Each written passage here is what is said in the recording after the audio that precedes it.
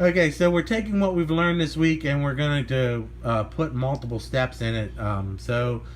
This is sort of the same thing we've been learning, but it's just taking it a little bit deeper. All right, so we're doing some examples here. I'm going to do these first two examples for you, and then I've got two for you to try on your own. In the first example, we've got this line here, MAH, and we've got it being cut by this angle, AT. So we've got MAT is equal to 7x minus 14, and we've got TAH, or HAT, however you prefer to write that, as TX plus 5.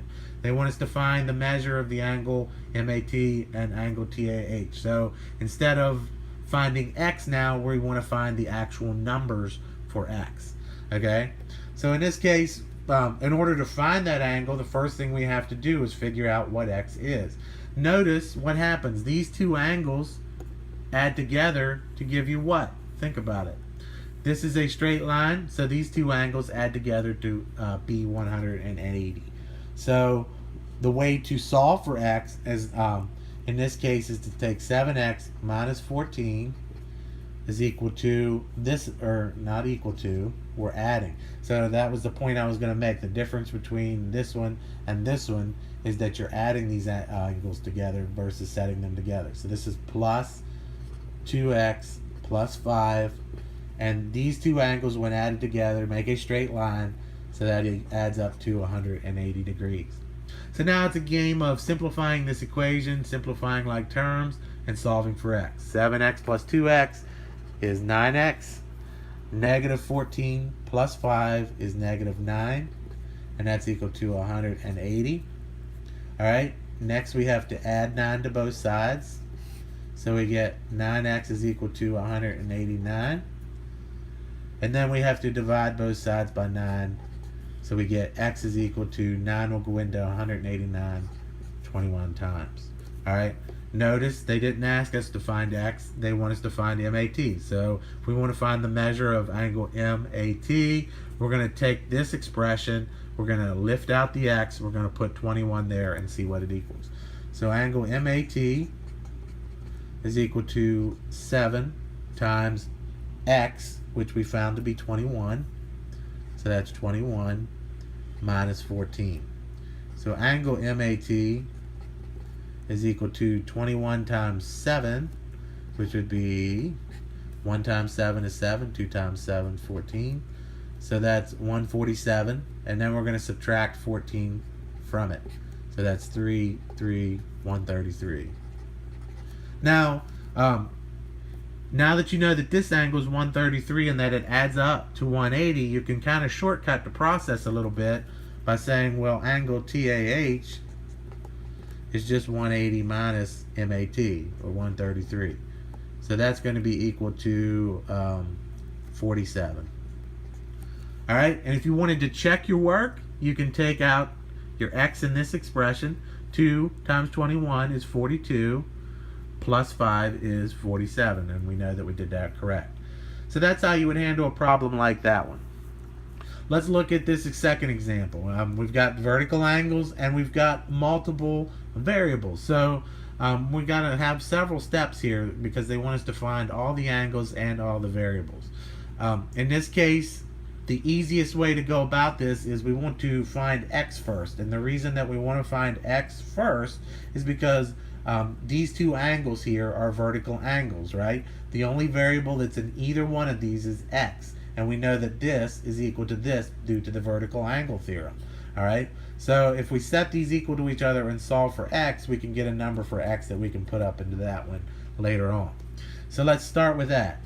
4x plus 24 is equal to 7x plus 3. And now we're just playing a game of solving for x, so we got to subtract 4x from both sides. We get 24 is equal to 7 minus 4 is 3x. And then we're going to subtract 3 from both sides. So 24 minus 3 is 21 is equal to 3x. And then finally we're going to divide both sides by 3, so we can get x is equal to 7. So there's our first variable.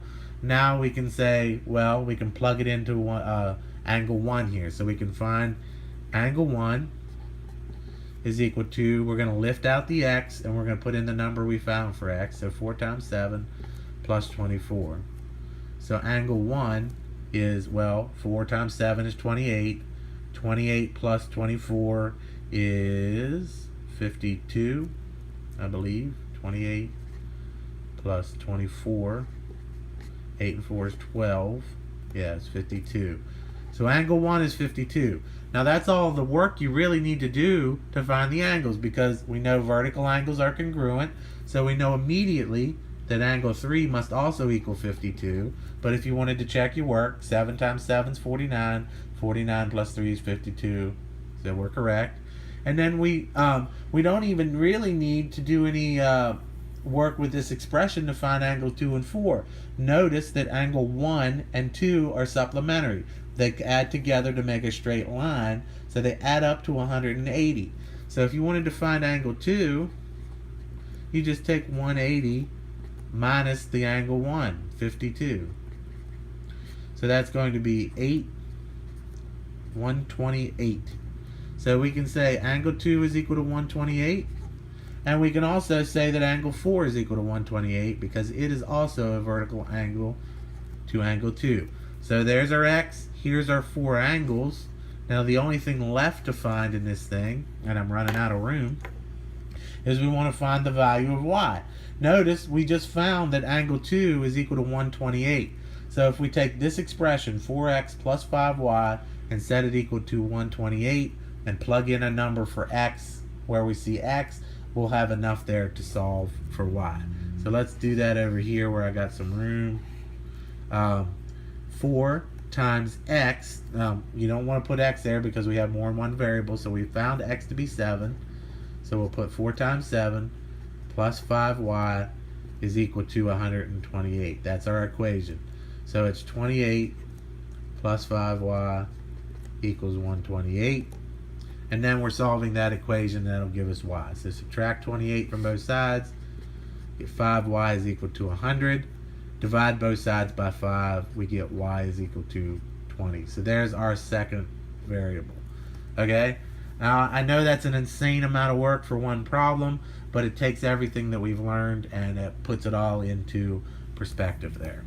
Alright? So there's some examples. Now what I want you to do is basically I want you to take these, copy these into your notebook, and in the next video when I come back I'm going to show you how to do these. So make an attempt at these 2 problems, see what you come up with, and check out the next video.